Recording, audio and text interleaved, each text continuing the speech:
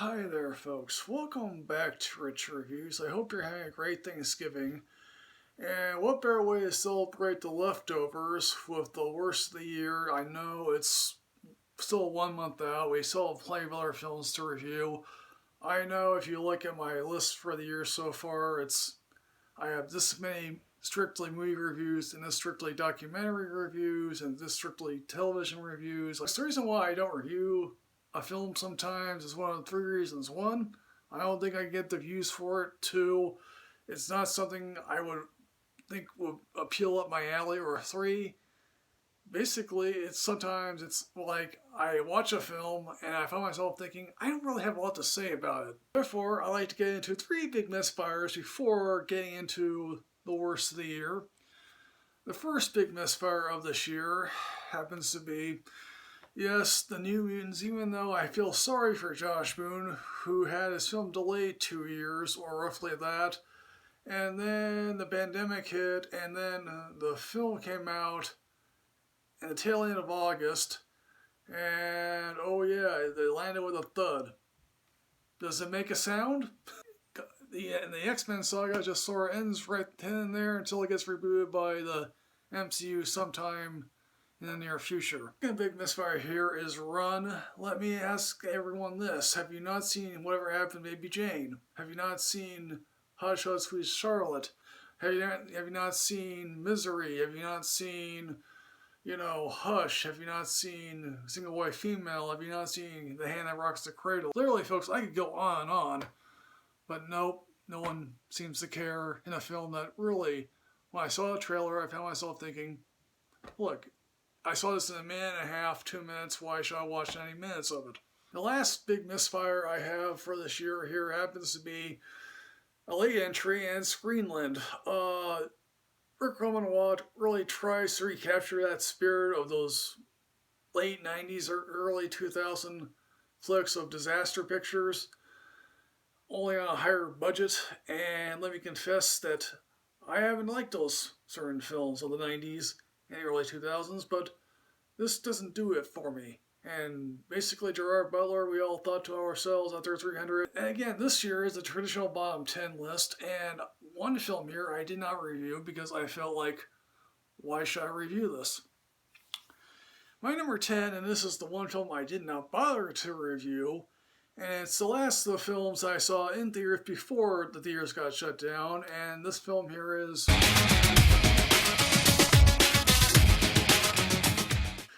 Yes, my number 10 here is Bloodshot, and Bloodshot feels like ages ago. Now, let me confess, I went into this film with zero expectations. My zero was not even met. And I guess it teases a sequel. Really felt flabbergasted watching it. Number 9, sadly, here is...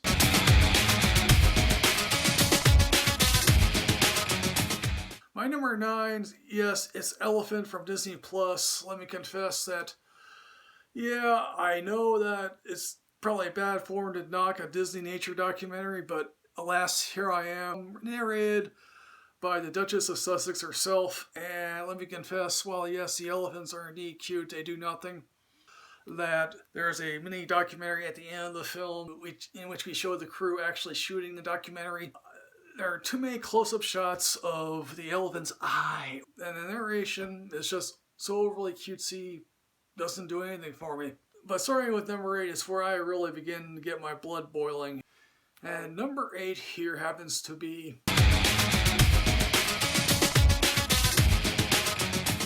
Yes, The Lodge. What is there to say about The Lodge? After the success of Hereditary, the directors of Goodnight Mommy had a script that says, oh yes, we can be like Hereditary. The problem is that, oh yes, while I was not the biggest fan of Hereditary, I at least understood what Hereditary was going for. The Lodge wasn't. There are issues in The Lodge where I found myself thinking, this is cruel, this is unusual. Riley Coe, similar, under a different director, maybe the Riley Coe performance would have really wowed me. Looking back on it, her performance didn't really wow me. I would have to look back at my review to see if I was wowed by Riley Coe's performance. These two kids did is beyond cruel and it borderlines on criminal. I'm so sick of the scene angle, really. I really am. or the devil cult thing. I really am. Okay. Now we go to number 7. And number 7 on this list happens to be...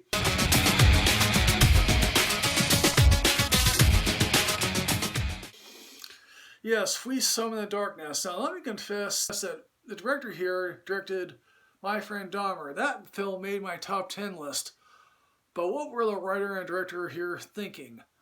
I don't really know. The director and writer were thinking to themselves, okay, let's reveal this twist in the beginning, and then we can see how this all plays out in the last hour. Or let's make an homage to those 80s films. Yeah, the cast here is bored. Johnny Knoxville is bored. Everyone here looks bored. Jumping down in quality here, my number 6 here is...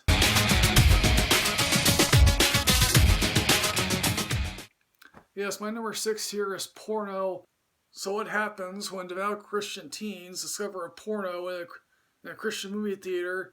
Basically, nothing of substance. I mean, it's not funny, it's not scary, it's not insightful about these people's faith at all. And, I mean, okay, yes, this girl shows her tits. I mean, yes, I could easily see this on Pornhub. Exploding balls are not funny. I think exploding balls are painful. Ruptured sex are probably painful and hard to put back. Again, the ending I really had to rewatch and figure out how in the world the writer and the director came up with this conclusion to this particular ending.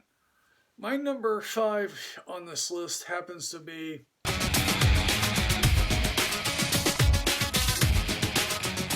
Yes, my number 5 is Inheritance. I don't know why Lily Collins is an actress. I know that she's Phil Collins' daughter. I know that she has nice lips. I know she has a nice face. I know she has a nice body. I know in this film, Kai Nielsen is her mother. I know Patrick Goldberg is the father who dies mysteriously. But I don't know why Lily Collins is an actress.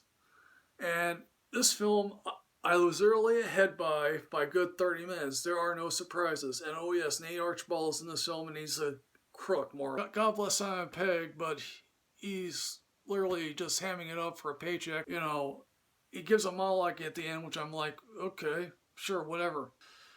Number 4 on this list happens to be...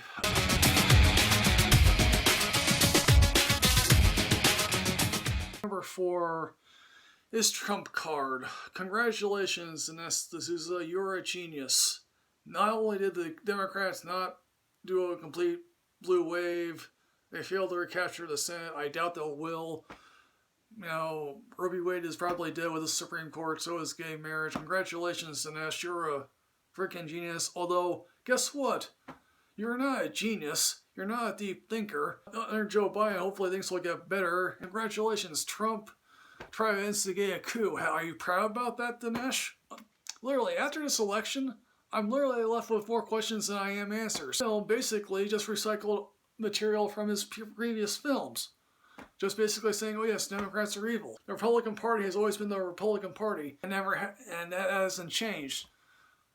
Yes, it has. My number 3 on this list here happens to be...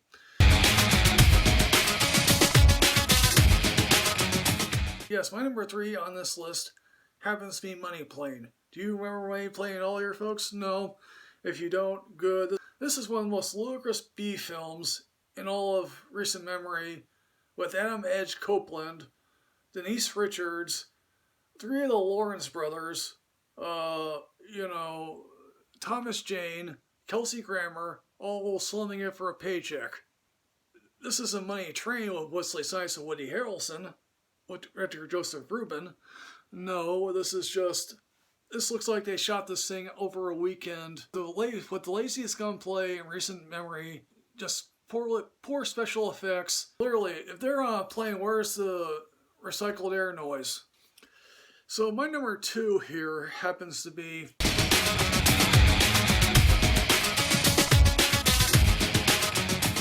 Yes, my number 2 here is Gretel and Hansel. This stayed up pretty high on the list for a better part of a year. And here's my question. What do you do with a film that has 20 minutes what's the plot, runs out of gas after 45, and is an hour and 25 minutes long? Again, Sophia Lillis, good actress. Osgood Perkins, son of Anthony Perkins, I expect more of. But again, there isn't much story here. And oh yes, the house is a neat, interesting design. And I didn't realize that Alice Krige was in this film until later on. But again, there is not much of a story here. They try to invent one, and it's not interesting. The audience I was with was falling asleep. It's probably a European audience for this, or a cult audience for this. My number one film on this list, and it's a film that probably no one has probably remotely seen, but I saw it anyway here, folks. My number one film of the year happens to be